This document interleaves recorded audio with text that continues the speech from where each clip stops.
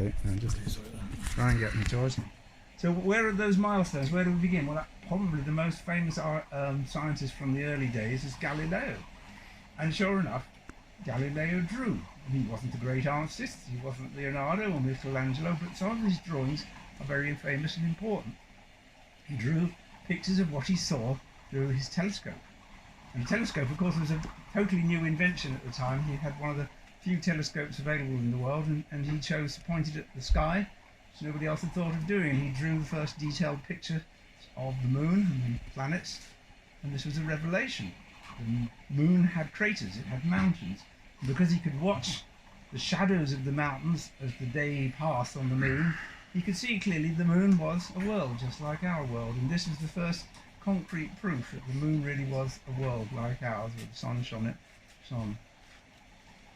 He wasn't a genius at drawing, although he was a genius, but about half a century later there was a genius of drawing who was also a scientist. His name was Robert Hooke, and you may not remember his name, but somewhere in the back of your mind you will probably have a drawing of a flea in your imagination, because if you've ever seen this flea, it will stick in your mind. It's so brilliantly drawn and in such extraordinary detail.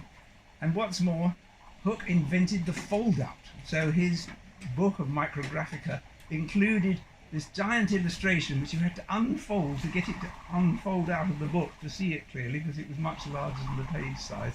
So he invented this, what was like a kind of high impact way of expressing his great scientific discoveries, and this is back in 1665. So that's really how scientific art began and how it was thought about for centuries.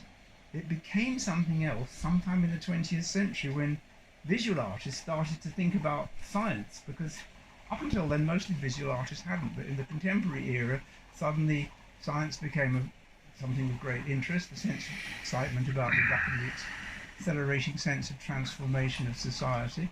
And so when I grew up and decided to become an artist, the kind of heroes I had were people like Molohan Hugging, Nam Garbo, people from the Futurists. These are early 20th century masters who, some of whom painted, some of whom used quite traditional materials, but they thought in a futuristic way, the supremacists in Russia.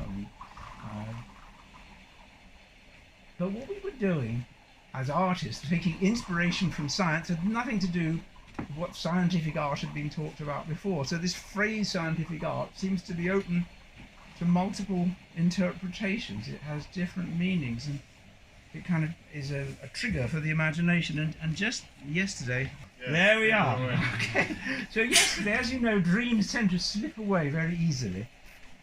I woke up from a dream and I realized, thinking about it, this dream was relevant to the theme of the conversation we're going to have tonight. So I will tell you my dream. In the dream I was in a gallery, perhaps like this gallery, and the gallery was a mixed exhibition of scientific art. I was talking to somebody who initially I didn't quite know who I was talking to or paying that much attention to what they had to say, but I was paying attention to what was being explained to me.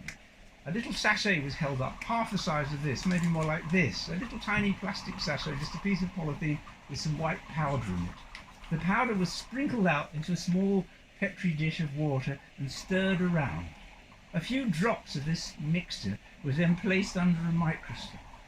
The microscope was of a modern high-tech sort which shows its image up on a projector, so suddenly whatever was under that microscope was seen large. And as I looked, to start with, I was looking, this is all my dream, this is how I dream, was as you might expect it to be. It was largely white with a few little tiny specks, because this is what happens if you look, at a drop of pond water, say.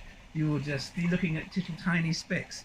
And then after a short while, the little specks started to move around and grow, because whatever had been in this sachet, it was apparently some kind of dehydrated life form.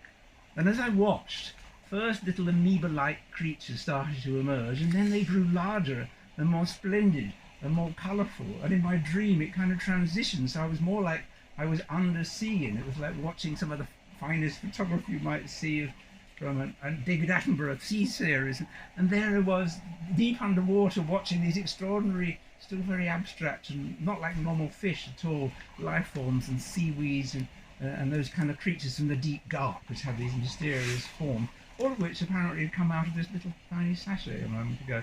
And then in amongst the seaweed, I suddenly noticed what appeared to be a human face, a mermaid.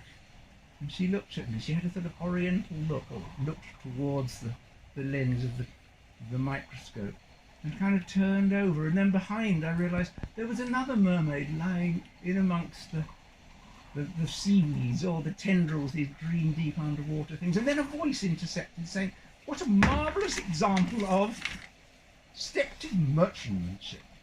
What? I said. And then I sort of looked up, and my attention was drawn away from the artwork on display, and I was suddenly found myself in conversation with this intensely intellectual elder lady. And she said, yes, a marvellous example of step-tip merchantmanship. I said, please can you say that again? I simply can't understand. Can we just sit down and you explain to me? Because I don't understand what you're talking about. I've never heard of step-tip merchantmanship. I woke up. So you'll have to decide for yourselves what step-tip merchantmanship might be. Obviously these words are totally invented, and whether it has some relevance, because every sound has some kind of emotive quality to it, and perhaps that dream is a perfect example of exactly that. Thank you very much. I'm going to hand over to George, who maybe has something else to say on this or whatever. I don't know. Thank you. Thank you. Oh, can you just put this like? Yeah, thank you. Thank you, Paul.